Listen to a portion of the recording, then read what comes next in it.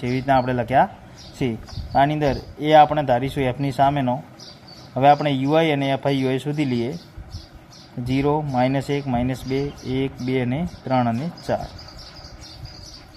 ચલો 7 દુ -14, 6 એકા 6, 0 ના 0, f ગુણ્યા 0 એટલે 13 એકા 13, 20 દુ 40, 72 15, ચોકો ચોકો 16, 3 ને 5 8 ને 8 6 14 નો ચોકડો વધ્યા 1 2 2 4 6 ને 2 8.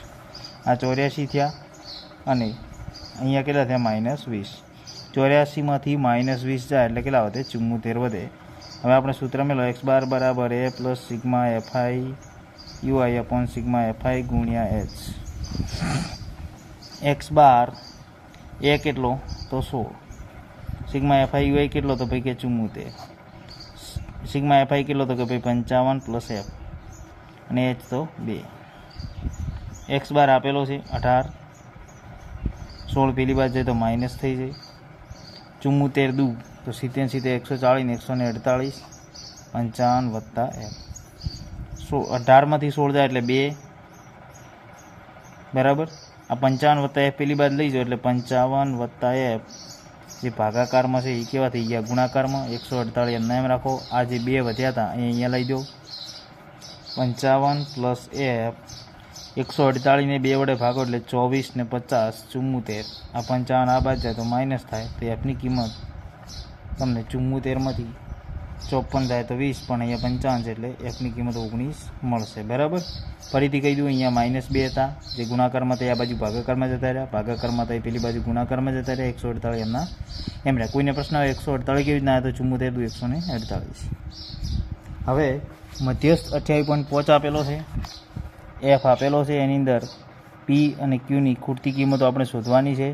સીએફ શોધો તો 5 ના 5, 5 plus P, 25 plus P, 40 plus P, 40 plus P plus Q અને 45 પ્લસ પી પ્લસ ક્યુ.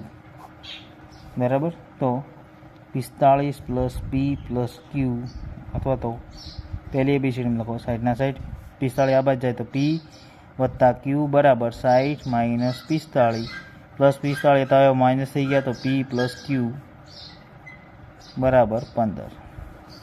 હવે આપણે મધ્યસ્થ 28.5 છે એટલે 30 અને 20ની વચ્ચે છે. એલ બરાબર કેટલા મળ્યા 20, એફ બરાબર 20, એચ વર્ગ લંબાઈ 10 આપેલી છે, સીએફ 5 પ્લસ પી અને એન 60 આપેલો છે. તો હવે આપણે સૂત્ર મૂકીશું એમ બરાબર એલ પ્લસ એન ભાગ્યા 2 માઇનસ સીએફ અપોન એફ ગુણ્યા એચ. એલ કેટલો આપેલો છે 20, એન ભાગ્યા 2 એટલે કે 30 માઇનસ સીએફ તો 5 પ્લસ પી, એફ 20, એચ 10, 0 0 ઉડી ગયા. એમ કેટલો આલેલ છે તો કે ભાઈ 28.5, 28.5 20 પેલી બાજુ જાય તો માઇનસ 30 ના 30 -5 પ્લસ માઇનસ પી. ઘણા વિદ્યાર્થીઓ પ્લસ પી કરે છે તો એ ભૂલ છે તમારું. ભાગ્યા 2.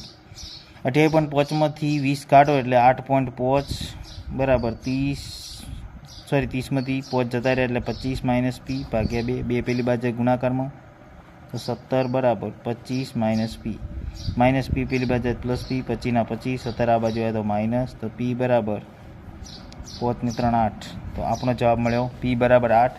આપણે ક્યુની કિંમત શોધવી હોય તો પી પ્લસ ક્યુ બરાબર 15 આપેલા છે તો પીની કિંમત 8, ક્યુ એમના એમ રાખો. 15 ના 15, 8 માઇનસ થયા તો ક્યુ બરાબર કેટલા મળ્યા 7.